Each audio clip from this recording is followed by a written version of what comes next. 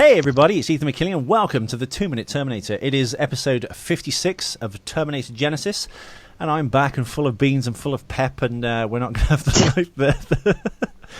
the lame duck of a presenter that I was yesterday. I apologise, I haven't done it for a while. I was trying to figure out the equipment, then the internet signal was dropping out. Anyway, we're back. My kung fu is strong, my internet is strong, Ellie's scared. How you doing, Ellie? I'm scared that the internet's going to drop out. Let's hope it doesn't. Positive. HIV. So let's, Ethan, what is the show all about? We break down the Terminator films 2 minutes at a time. So we're on episode 56, as I said, and we are an hour and 12 minutes to an hour and 14 minutes. The 2 minutes bridging that gap into the climactic final run of Terminator Genesis, a film that was meant to restart a franchise, but actually killed it. As we discussed in the last episode, though, there could be light at the end of the tunnel, which of course is music to Ellie's ears. There might be another Terminator film at the helmed, or at least produced, by James Cameron, who will get the rights back in 2019. Ethan? Yeah? Hit the music.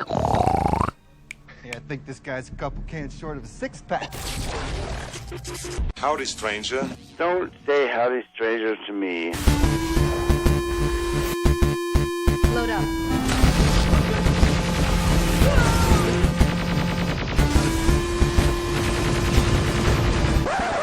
You didn't do the fourth. Thank God. It sucked.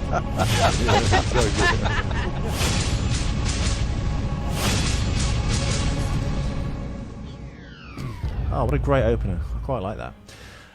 Yes, I did. It was well done. We were kind of in sync, I think, because the internet signals kind of got us both in real time. So we're like, hey, how are you? And you go, I'm fine, how are you? Let's enjoy it while we can. So yeah, episode 56, and we're going from minutes 112 to 114, and basically, it starts with John Connor being torn apart in the space-time continuum as he gets ripped to shreds in the pre-exploding tactical time weapon, which destroys the Skynet building in a lovely domino effect. And then, we'll get to that, by the way. And it ends, of course, with John Connor looking into the eyes of one of the most lyrically and delicately featured women who have ever graced the face of the earth. Sarah Connor herself. Why have I forgotten her name, Ellie? What's her name? Emilia Clarke. How could you forget that name? Just gorgeous. You've even met her. She's really hot in real life, though. I don't know. Yeah? Yeah, they've just gone for this, like, mattified foundation on face in this. I don't know. I know you can't wear makeup if you're the future mother of the resistance leader that's going to save the future, but come on. I think she's thinner now. Maybe that's why you think she's hotter. Yeah, unless the sunlight is just hitting her chest and it's giving her a nice sharp jawline. I'm just kidding. I love you, Emilia. Come on, don't hit me. Or throw a drink over me at Matthew Freud's house. Anyway, the first note I have on this particular 2 minutes... Well, the first note you had for this episode was, Ethan, can I skip this episode? Absolutely nothing happens. I've got nothing to say. So let's try and make 20 minutes.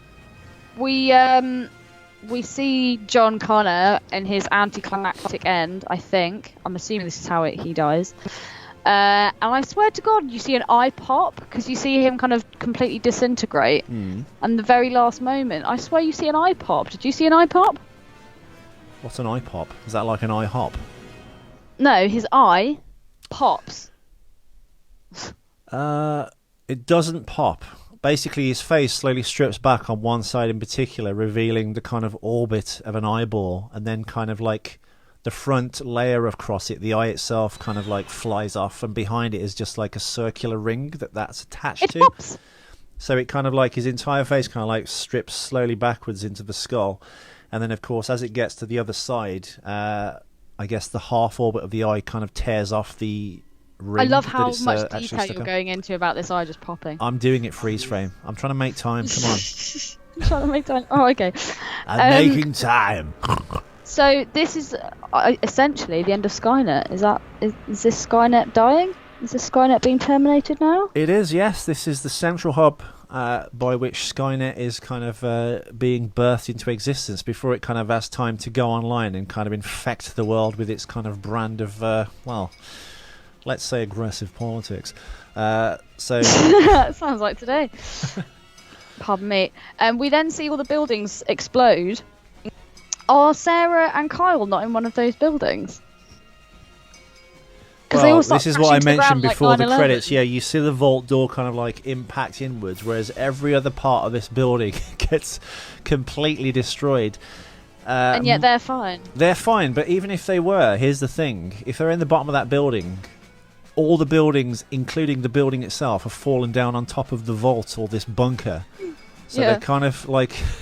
They'd be crushed under thousands of feet of even rubble. If they weren't crushed, they could open that door and they could be digging for the next 30 years and probably not get to the top to the surface again because there's a building on top of them. Scratching ass like a mouse. Well, you could only assume that a rescue team would arrive and go, maybe there are people in the rubble, but unless you can get a signal outside or you start tapping on the door like in the bloody Poseidon adventure, how would anyone actually find you? I know. And also when you see the fire kind of going down that corridor and Kyle's trying to shut the door, the force would actually help them shut the door. I mean, for 9/11 they were cleaning up for months after the building fell down in its own footprint. Conspiracy? Whatever. Anyway, finding passports in the debris? Conspiracy. What, are you saying, Ellie, that what's his name? Mohammed Atta's passport came out of his front pocket as the plane exploded, flew out of the fireball that was hot enough to melt didn't catch steel, fire. Didn't catch fire and landed conveniently in a place where someone could find it. Yeah. Okay. Coincidence, huh? But yeah, people were like, what if there were people like in some kind of underground oubliette under the World Trade Center, and they wouldn't have been found for months. So what the plan was? I mean, I guess it's their only way to survive. But also, the vault door is like exploded inwards, as we see. From the vault. Such as the Force. Yes. Feel the Force, Luke. Yeah. We then see them They're on in the there other for life. side. They are in there for life. And then we see Kyle go into ultimate classic creep mode. White knighting it. I've put that down as a note. I said it's starting white knighting it. It's like, she ain't going there. You have to try this hard. Her father figure has died, so now it's time to lynch the wench, you could say. And he's just like, he loved you, you know. She's like, yeah, I know. Everyone that loves me dies. I was like, oh god. But yeah, you see him, and it's like classic creep mode. It almost reminded me of something on Jersey Shore. It's just slowly. You know what would make this film better if it was The Situation playing Carl Reese. That would be amazing. God, that would be insane. I would happily do a podcast all about that guy. The Situation. I love The Situation. He's the most obnoxious, dumb, like literally misogynistic piece of shit ever. But he's just brilliant and just lives in this bubble that he's amazing and he's just so funny. Yeah, I reckon he would have made a great Carl Reese. What is it like with you and dumb men? Honestly. Oh, I don't fancy him at all. I would never get with The Situation. He's not hot. Guido's just end off. No, God no. T-shirt time. What is it? Gym Tan Laundry. GTL. Love that show. Thank you so much, Ethan. He downloaded all of them for me. By legal means. Yes, always. So do we think that Pops actually loved Sarah? You don't think so, do you? I think it's another one of those situations where it's like, I know now why you cry, but it's something I can never do. I think he perhaps understands the concept of love, but I don't know. Is it his programming? It's a bit like Data, isn't it? All the entire kind of arc of Data's character from Star Trek is trying to become more human. And that's kind of his story. I'm not sure if that kind of works the same with the Terminator. Does it eventually learn how to feel? Well, that's what it alludes to at the end of Terminator 2, doesn't it?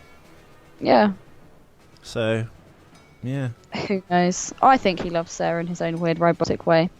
Do you not? Can you please tell me? Is this kind of like the end now? Does John come back? Does Skynet have some kind of like comeback? Because if it doesn't, this is the most anticlimactic ending ever. Do you not think? Well, you won't remember this, and we're going to have to skip ahead and ruin the film. Please. But halfway through the credits, as is the style with Marvel films, and they kind of were ripping off is there like a little egg? There's a little Easter egg. There's a little button to it where kind of like a laser beam comes out of a wrecked kind of like projector, and kind of half of Matt Smith's head kind of reappears to let you know. Skynet's got a back door into the real world and it isn't actually dead. Skynet's back door. Because it's a movie. After having its back door smashed in, Skynet could be back. So the idea is that John's kind of done now, but Skynet itself, and I guess this weird Matt Smith child weird thing is going to continue. Yes, but essentially. But that's when they thought there was going to be another film, wasn't it? Yeah, well... Or maybe it is. Maybe that's what James Cameron's going to pick up back up. This was meant to be the kind of the first in a new trilogy. And the I guess what they were saying is the official sequel to Terminator 3. Okay. Or dare I say even 2. But it didn't perform as well as they'd hoped at the box office. I think the budget was like 200 million and it made like 400 worldwide, and I think that wasn't considered a hit.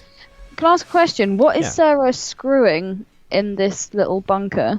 I think she's just doing a bit of MacGuffin business. She's just like tinkering around with something to kind of keep herself busy. I think this is an acting choice, really. I'm not to steady her busy hands. Well, unless she's trying to figure out how to unblock the vault door by repairing the switches, but it's like I don't think it's down to a factor of perhaps getting the switches to work. I'm sure Spaldner or Nichols have noticed something in this clip that we've completely overlooked, even though we're watching it in repeat right now. We seem to have some misplaced blood on her as well. Do you remember she was meant to have been stabbed right in the shoulder by John? Yeah. There's none of that. There's absolutely none of that, but there's some weird kind of like ketchup stains. There's kind some of raspberry compote on yeah. a jacket. Some raspberry jus. By the way, that word, it's jam or jelly if you're in America. When did the word compote or compote come around? Compote. Oh my god, Ethan. What's it mean? It's jam, right? It's a posh way of saying jam. No, it's not. What Compote's is it? I think it's different. I don't think it's exactly the same as jam. It's not just like a posh person's like take on it. I think you're getting confused. I don't know. I'm going to Google it. I'm already Googling it.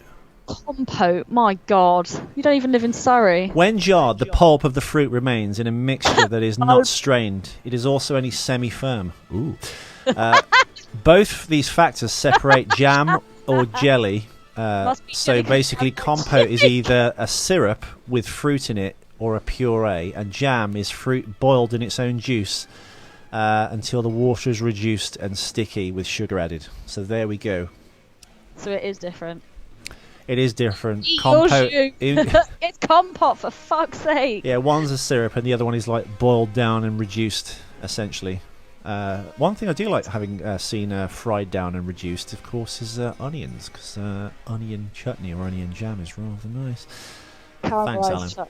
Yeah, that's good shit. I've got some. I've got a. Compote. Oh God. What is it? Compote or compote? It's compote. Isn't he a character from Last of the Summer Wine?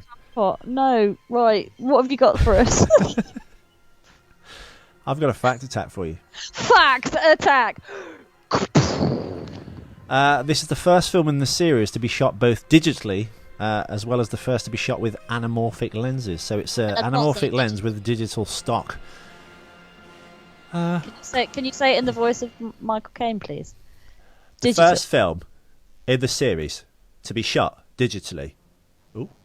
As well as the first to be shot with anamorphic lenses. Not a lot of people know that. By the way, did you know that Michael Caine never said not a lot of people know that?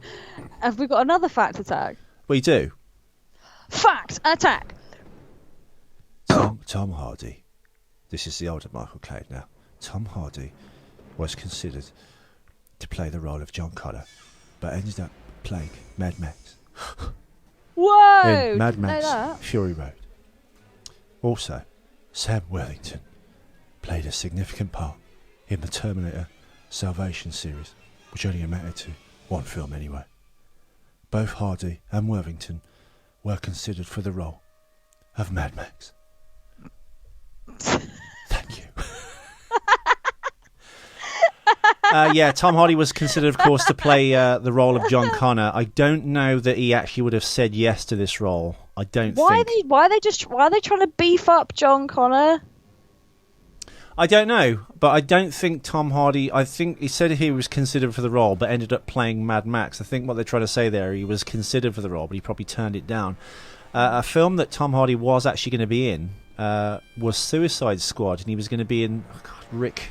He was going to play the Ric Flair role, basically. Stop saying dude, seriously, come on, you're better than this. Ric Flair was the guy that was kind of in charge of the Suicide Squad. The guy that was who played Murphy in the RoboCop remake. Murphy, it's you. Joel someone. Anyway, Joel. Tom Hardy kind of had to exit the Suicide Squad, and he was replaced by Joel Kinnaman, who played Murphy in the RoboCop remake. So yeah, I don't think I can imagine Tom Hardy had been quite good in that. He'd have been better than this guy, but Tom Hardy and this, they're very kind of, I guess, similar in the ballpark. Just Tom Hardy's obviously a much better actor. Having said that, Keanu Reeves is a much better actor than this guy. So what the fuck? Is there going to be a second John Wick film? There is, Elliot. It's at the cinema right now. Is it actually? Yes.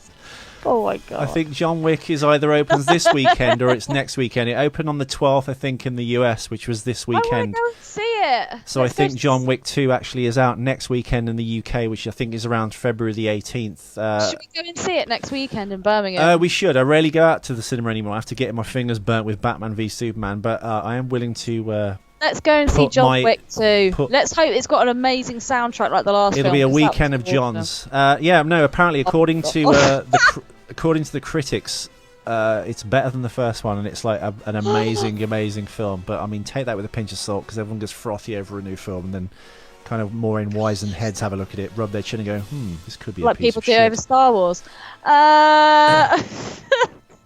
No, I think I didn't like The Force Awakens that much, and I think Rogue One was a lot better, even though it had tons of problems at the start of the film with pacing and nothing was really going on. It was kind of all over the place, but it kind of pulled it together and it ended great with obviously Darth Vader in a cameo. I'd go as far to say that you didn't need to see Darth Vader in that film until that bit. Oh no, I completely agree. When he goes to see him in his castle, he's like, what's this? This is stupid.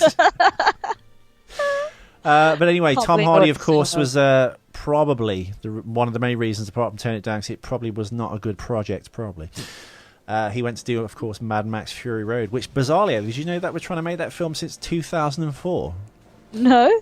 They were going to film it in... What do you mean trying? I think they were going to film it somewhere in the Middle East, and then, of course, the Gulf War kind of was still breaking out and going on, so they kind of had to put it on the back burner. I think by the time they came around to actually putting it together... Mel Gibson obviously was having his own troubles, because it was going to be Mel Gibson playing Max. I still think he should. I was going to say, they should have just made him do it again. Like that, it's only Mel. Yeah. Only Mel can be Mad Max, because he is mental. Yeah. Well, I think the issue with Mad Max Fury Road, of course, I would love to go on a lunch with Mel Gibson. I think that would be so funny. Well, Mel Gibson 2000 when he was drunk. That'd be great. Yeah. Well, no, just go for a boozy lunch. He'd be there calling his girlfriend a dysfunctional cunt. I think that's the highlight of the Mel Gibson tapes. He's there, you've got a dysfunctional cunt. And blow me! You should just smile and blow me! An order!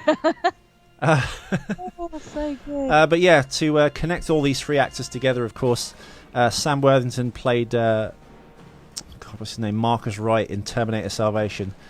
And his link also to Cameron is he was also in Avatar, which he's also working on now. They were filming Avatar that far back. This was before Terminator Salvation even happened, and James Cameron was one that recommended him for the role of Marcus Wright in Terminator Salvation.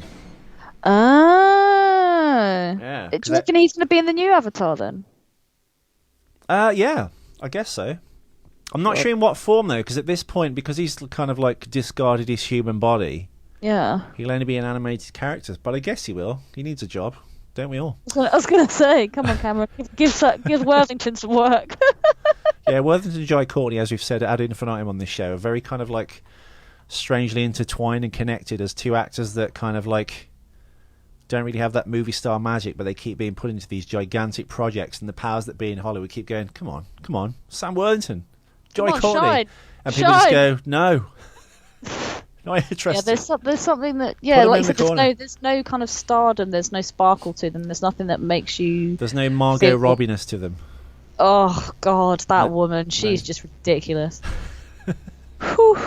I've got another fact attack for you, Ellie. Fact attack.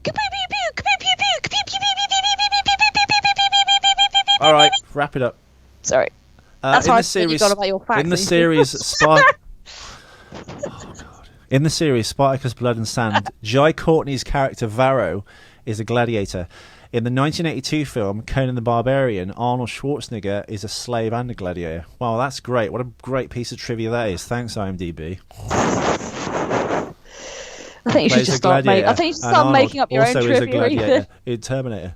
I'm not making these up. If I did the trivia, that'd actually be interesting tidbits because I'm lazy. I stole them off IMDb. That's what I was going to say. You should just make up your own trivia. It'd be way better.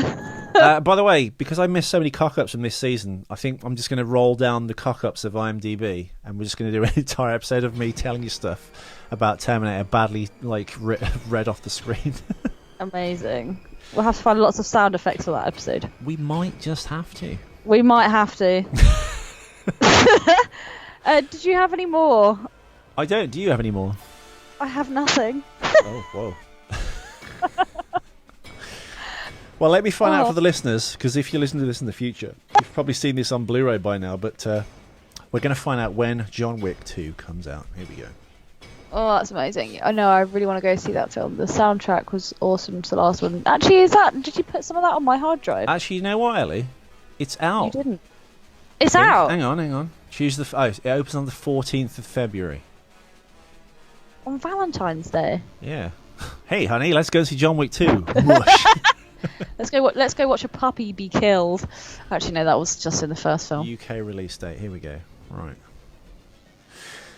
Crime thriller, 10th of February in the US of A. Okay, so let's have a look at Cineworld. When does it come out? Cineworld. Why do they never tell you the date? This is ridiculous. Film details. Yeah, when's it out? All right, Larry. All right, yeah, 17th of February. So it's actually next weekend that it comes out. John Wick 2. Is that a Saturday or a Sunday? I imagine it'll be the Thursday. So Saturday is the 11th, though it's 7 days from now. So I guess it's next Friday. Release date 17th of February. But yeah, all the reviews say it's better than the first one, and it's great and amazing. So I don't know. We shall see. Is it the same people doing the music? I don't know. If you're talking about composers or whoever's selected the actual nightclub music, I don't know. I'm assuming they'll have a scene like that. Composer. I don't remember the music score from John Wick. Do you not? I don't. I apologise, but I don't. Do some homework. Yeah, no, anyway, I don't know. I might actually just throw up, so we're going to have to wrap this up. I'm joking. All of a sudden I've got hiccups, and I'm just very aware of it. Sols. That's okay. Well, listeners, if you actually want to follow along with the clip we're talking about, I should have told you this at the start of the show. I always freaking forget. But you can actually watch the clip ad infinitum on a repeat as we talk about it. We've kind of ignored it this time, but we got lots done. We've learned about Jam and when John Wick 2 is coming out, and what more can you ask for? That's why we're here. Exactly. And you got to listen to Ethan called compote at least 3 times. If you go to the YouTube channel 2 Minute Terminator on YouTube, of course, you can actually watch all the clips we discuss, as there's a video version of this show.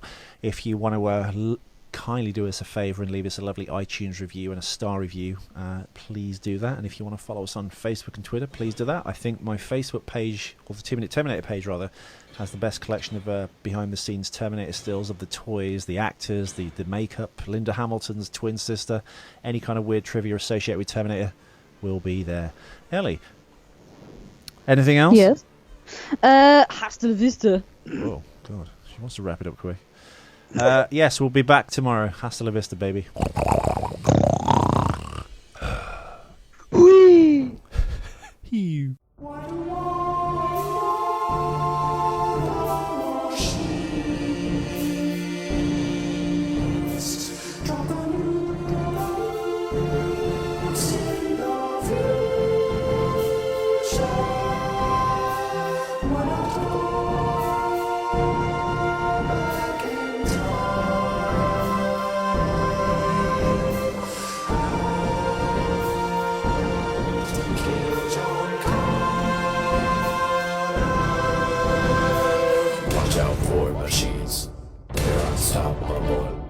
Watch out for machines.